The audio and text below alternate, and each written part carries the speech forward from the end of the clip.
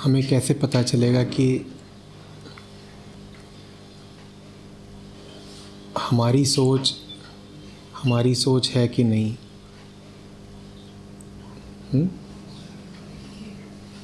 हमारे ख्याल हमारे हैं या समाज के हैं?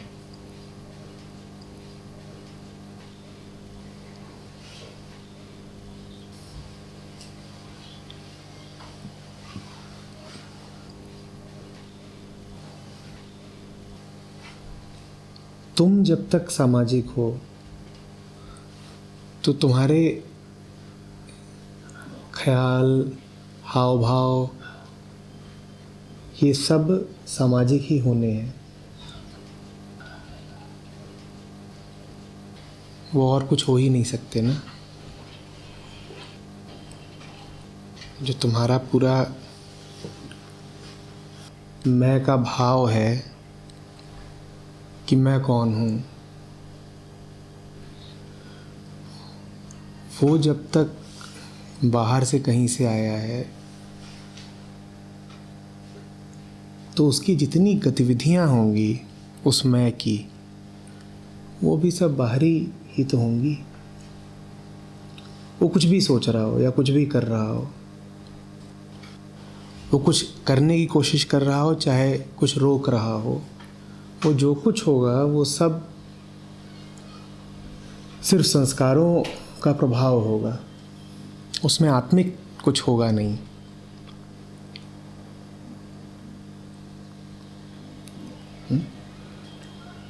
जब भी कुछ करो और ये उत्सुकता जगे कि उसमें मौलिकता है या नहीं, तो इतना देख लिया करो कि अगर संस्कारित न किया गया होता, शिक्षित न करा गया होता, तमाम तरीके के प्रभाव न पड़े होते मन पर, तो क्या तब भी मैं यही कर रही होती?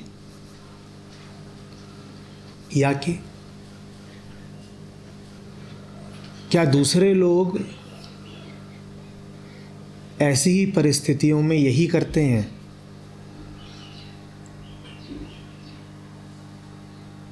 या कि मैं ही क्या परिस्थिति बदल जाने पर भी ऐसी ही रह जाऊंगी? या कि क्या मैं सदा से ऐसी ही थी?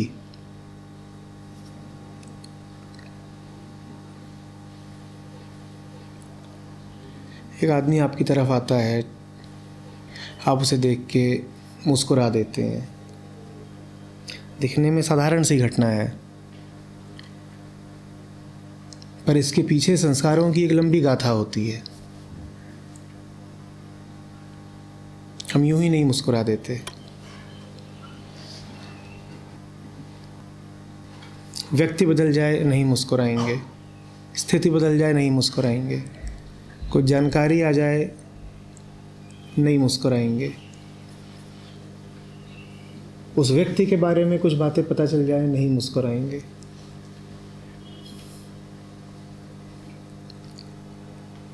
कुछ भी क्या हमारे पास ऐसा है जो समय से, संस्कार से, काल से अछूता हो? दूसरे शब्दों में, क्या कुछ भी ऐसा है जिसके पीछे कोई वजह, कोई कारण ना हो, जो कहीं से आया ना हो, जिसकी उत्पत्ति ना हुई हो? क्या कुछ भी ऐसा है जो वैसा ही रहता है यदि आपके जीवन में जो घटनाएं घटी हैं वो न घटती? आप जिनसे दावा करते हो कि आपको प्रेम है, उनके बारे में आपको यदि कुछ मूलभूत बातें जो पता हैं वो बदल जाएं, तो क्या तब भी प्रेम कायम रह जाएगा? यही बातें हैं जो देखने योग्य हैं। और देखना माने देखना। जब मैं कह रहा हूँ देखने योग्य हैं तो मैं किसी कर्म विशेष की ओर इशारा नहीं कर रहा। मैं नहीं कह रहा हूँ कि देख करके फिर ऐसा ऐसा कर्म करना है, कोई एक्शन ले लेना है, उस पर मैं बिल्कुल नहीं कह रहा हूँ। मैं कह रहा हूँ ये बातें देखने योग्य हैं। इतना कुछ है जो हम अन्यथा करते ही रहते हैं, इतना कुछ है जो हमारे मन पर हावी रहता ही है, छाया रहता ही है। उस सबसे ज़्यादा पात्रता इस बात की है। भाई आप गाड़ी में बैठ करके कहीं जा रहे हो,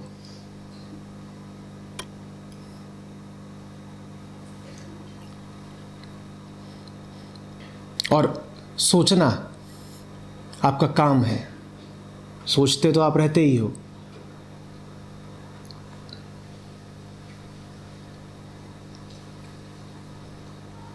यही सोचो, आपके बाकी सारे विचारों से ज़्यादा पात्रता इस विचार की है, आत्मविचार।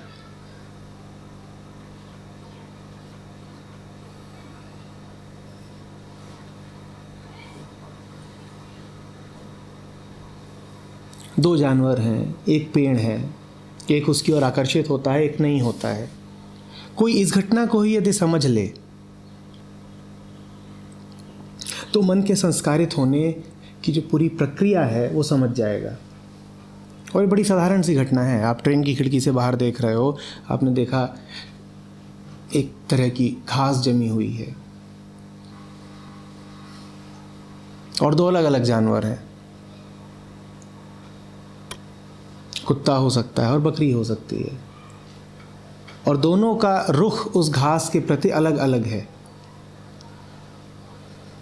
आपने यदि सिर्फ इस घटना पर गौर कर लिया तो आप पूरे संसार को समझ जाएंगे। विविधता माने क्या, संसार माने क्या, रुचियां माने क्या, प्रयोजन माने क्या, अहंकार माने क्या, ये सारे भेद खुल जाएंगे यदि आप बस इस घटना पर गौर कर लो कि घास है और बकरी है और कुत्ता है, और बकरी और कुत्ते का रुख अलग अलग है उस घास के प्रति। सब जान जाएंगे। घास को भी समझिए, बकरी को भी समझिए, कुत्ते को समझिए, इस पूरी घटना को समझिए, पूरी बात खुल गई। बकरी के पास भी एक मैं है, कुत्ते के पास भी है, घास के पास भी है, और सबका मैं एक दूसरे से अलग है। इन तीनों को जब आप देखेंगे तो मैं आदि से अंत तक पूरा समझ में आ जाएगा। कहाँ से उदित होता है, कहाँ को जाता है, सब आ जाएगा समझ में। कोई निष्कर्ष नहीं निकालना होता। जो आम शिक्षा होती है और जो आध्यात्मिक प्रक्रियाएं होती हैं, उनमें दोनों में अंतर यही है कि अध्यात्म में निष्कर्ष की कोई आवश्यकता नहीं होती। गणित नहीं है कि जिसमें किसी उत्तर तक पहुंचना है। प्रक्रिया ही सब कुछ है, क्योंकि आप जैसे हैं, आप स्वयं मात्र एक प्रक्रिया हैं। इसी प्रक्रिया को जानना है। वास्तव में आध्यात्म में निष्कर्ष अगर कुछ होता है तो आत्मा होता है, और आत्मा शब्दों में समाने वाला निष्कर्ष है नहीं, तो कोई निष्कर्ष हो नहीं सकता। निष्कर्ष मतलब जो आखिरी बात है ना, निष्कर्ष मतलब वो बिंदु जहाँ जाके रुक जाना है। तो अध्यात्म में रुका तो आत्मा पर जाता है, पर वो रुकना उस अर्थ में रुकना है नहीं जिस अर्थ में हमारा सांसारिक रुकना होता है। तो उसे हम रुकना भी नहीं कह सकते, क्योंकि यदि आप रुकना कहेंगे तो कोई और आकर के उसको चलना कह सकता है। यदि आप समाप्ति कहेंगे तो कोई आ करके उसको उद्गम कह सकता है। आप उसे खत्म होना कहेंगे, कोई उसे शुरुआत कह सकता है। आप जो भी कहेंगे उसका विपरीत भी उतना ही ठीक होगा। तो इतना ही समझना काफ़ी है कि प्रक्रियाओं पर गौर करना है, और गौर करके उसमें से कुछ निकालना नहीं है। ये गौर करना ही काफ़ी है। इस गौर करने को ही आध्यात्मिकता कहते हैं। मैं फिर दोहरा रहा हूँ, गौर करके उसका कोई निचोड़ नहीं निकालना है, गौर करके किसी को बताना नहीं है कि मैंने ध्यान दिया और इससे मुझे ये बात पता चली। क्या पता चला आपको? यदि आप ये बता पा रहे हैं तो जो पता चला वो फिजूल था। ये ऐसी दुकान है जहां जाके यदि आपने कुछ खरीद लिया तो आप ठगे गए। जाना है और जाना ही काफ़ी है। जो कोई वापस आकर दिखा पाए कि मैं दुकान तक गया और देखो ये खरीद लाया, वो ठगा गया। खरीदना नहीं है, जाना है। कुछ लेके नहीं आना है वहां से, कुछ हासिल नहीं है। बात आ रही समझ में? ये जीने का एक नया तरीका है, क्योंकि हम तो हासिलियत की ही भाषा और ज़िंदगी जानते हैं ना। हम कहते हैं कहीं गए हैं तो वहाँ से कुछ प्राप्ति हो जाए। यहाँ खेल प्राप्ति का है ही नहीं। यहाँ से भी उठ के जाओ तो ये मत कहना कि ये प्राप्ति हो गई, ये जान लिया, ये समझ लिया। तुम थे, वो ज़रूरी है। तुम्हारा होना कीमती है, वही निष्कर्ष है। ये बात ज़रा टेढ़ी है उसके लिए जो यहाँ ना मौजूद हो, या कि जो यहाँ यदा कदा आता हो। कोई बाहर बैठा हो, वो आपसे पूछेगा कि क्या क्या पता करके आए। और लोगों को इस तरीके के प्रश्न करने में बड़ी रुचि होती है कि अच्छा वहाँ मिला क्या। वो चाहते हैं कि आप अपनी जेब से कुछ माल निकालें और दिखा दें कि देखो ये लेके आए हैं।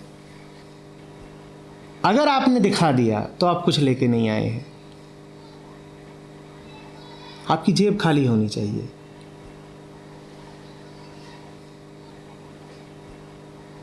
कुछ नहीं मिला है।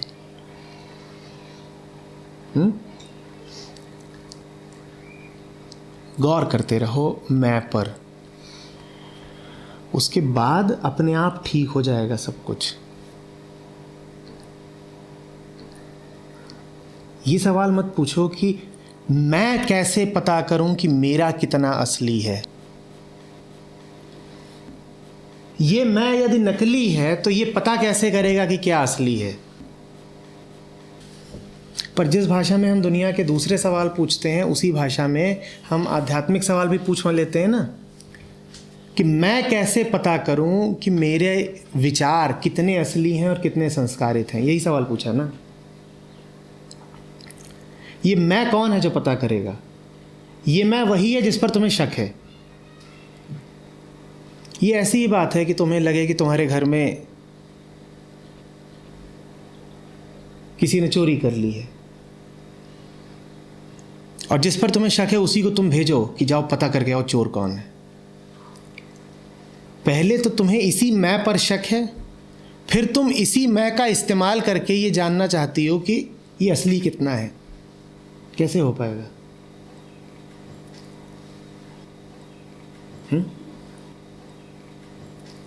ये मैं जो कुछ भी है अपने आप को प्रकट करता ही रहता है। उसकी हरकतों को देखते रहो, मात्र देखते रहो, उनको सुधारने की कोशिश मत कर लग जाना। आध्यात्मिकता आत्म सुधार का कार्यक्रम नहीं है। ये व्यक्तित्व निर्माण की कार्यशाला नहीं है कि आध्यात्मिक लोग होते हैं ज़रा वो किसी तल पर उन्नति करना शुरू कर देते हैं। ये उन्नति अवनति वाला खेल ही नहीं है। अरे कोई खेल नहीं है, कोई उन्नति नहीं है तो हम ये करें क्यों? अभी आपका समय नहीं है। अगर आप ऐसे सवाल अभी पूछ रहे हैं तो आपका समय नहीं आया। यह ऐसा खेल है जो निष्प्रयोजन खेला जाता है। जिन्हें इतनी सी बात दिखाई देने लग जाती है कि उनके प्रयोजन उन्हें ही भारी पड़ रहे हैं, उन्हें ही पात्रता है आध्यात्मिकता में प्रवेश की। जो अभी प्रयोजनों से बंधे हुए हैं वो ना आए। ये सब बहुत आम भ्रांतियां हैं जिन्हें दूर करना आवश्यक है। मैं अपने दुर्गुणों को दूर करने के लिए आध्यात्मिकता में प्रवेश चाहता हूं। तो तुम क्या हो? दुर्गुणी। जो दुर्गुणी है उसे कैसे पता कि दुर्गुण क्या? फिर पूछ रहा हूं, मैं अपने दुर्गुणों को दूर करने के लिए या कि मैं अपने सद्गुणों का विकास करने के लिए आध्यात्मिकता चाहता हूं। तो अभी तुम्हारे सद्गुणों में कमी है, तभी तो विकास चाहते हो। मतलब ना समझो, पूरी बात समझते नहीं। बुद्धि और बोध अपरिपक्व है। तो तुम जानोगे कैसे कि फिर दुर्गुण क्या है?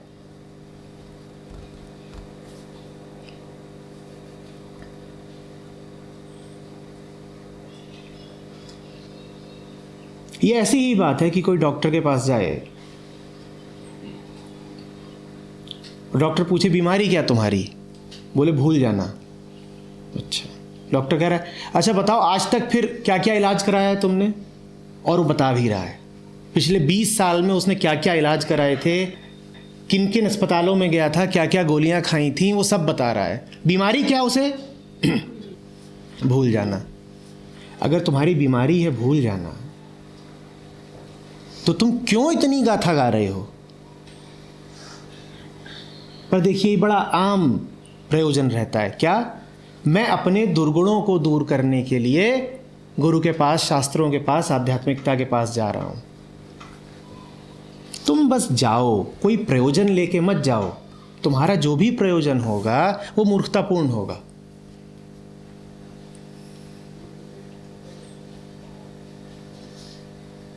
ठीक उसी तरीके से ध्यान का कोई प्रयोजन नहीं हो सकता।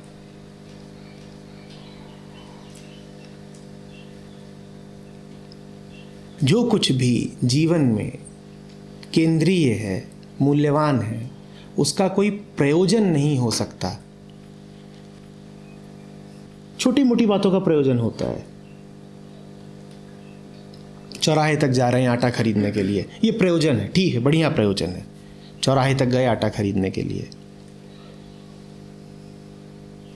जो कुछ भी असली है वो तो बस यूं ही बेमतलब, अकारण, फिजूल, हवा जैसे बह रही हो, कभी इधर कभी उधर, ऐसे हो जाता है।